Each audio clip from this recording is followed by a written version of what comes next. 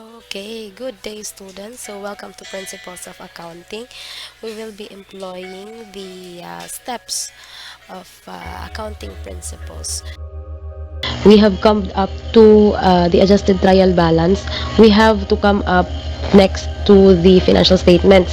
So we will get the income statement and the balance sheet through these accounts. Bali, ang mangyayari, lahat ng revenues or kita ng organization less the expenses will be stated in the income statement. All the other accounts na hindi makikita sa income statement, sa balance sheet makikita. Itong dividends sa statement of return earnings naman to makikita. So, ganito yon. Sa first, kukunin muna natin yung mga net income. Yung net income from the revenue. So, yung revenue ito, instead of stating it sa credit side, ilalagay na natin to sa debit side. Ayan. And then, lahat din naman ng expenses, ipapakita natin sa income statement. So, cost of goods sold, lahat. Ano yung hindi expenses dyan? Ito, expense. Dividends, hindi to expense. Next is accumulated depreciation. Again, sabi ko hindi to expense. Makikita to below sa equipment, sa balance sheet para makita kung gano'n nakadami yung, or gano'n nakalaki yung depreciation ng equipment. So, itong depreciation expense, budget expense, prepaid expenses are all expenses. So, it's necessary or important na maisulat nyo ng tama yung account na kung expenses siya, expense talaga yung dulo ng pangalan ng or dulo ng nakasulat sa account para hindi natin makaligtaan, no? So, we will total all the revenues and all the expenses. Then, pag minus mo yung dalawa, okay, yung expenses minus revenue, edi yun yung iyong net income. In short, yung iyong revenue less yung iyong net income, okay, will be your investment. Okay, so ayan. Yan yung ngayon, from this, itong net income natin, ito yung mariretain na earnings natin sa organization.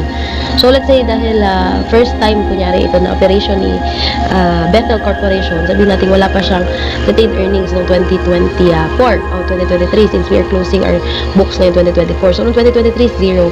Ngayon, yung net income niya, papasok yan dito sa December 31, 2024, no, na net income. So, 568,200. Kunyari, wala pa siyang retained earnings dati. Ngayon, yung dividends natin is a total of magkano? 15,000. Ayan, yung sinasabi natin na hindi natin na-reflect dito, wala din sa balance sheet, but nasa retained earnings. So, iles na natin yung 568,000 plus itong 15,000.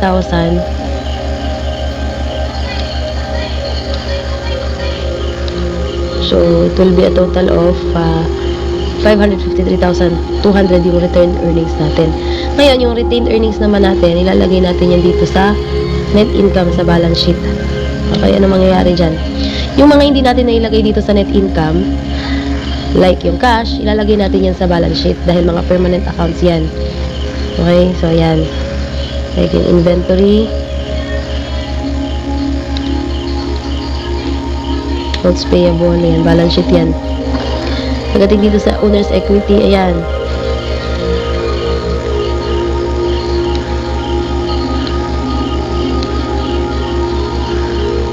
Okay. Pagdating naman dito sa mga revenue, ayan, wala na yan. Maliban dito sa accumulated depreciation, as I've said earlier, doon ito makikita sa taas ng, or sa baba ng equipment. So, pag tinotal natin yan, yung lahat ng debit, lahat ng credit, tapos, dinagdag mo itong net income mo na galing dito sa iyong net income, minusan mo ng dividends, pinorward mo sa balance sheet, this will come up to dapat equal amounts. Okay? So, paano magiging equal yan? Ganito.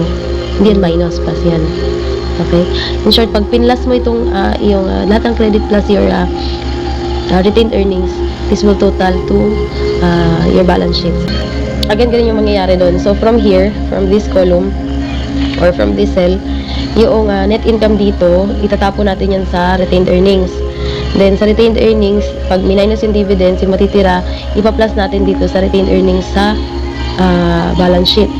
So, that would equate to equal balances.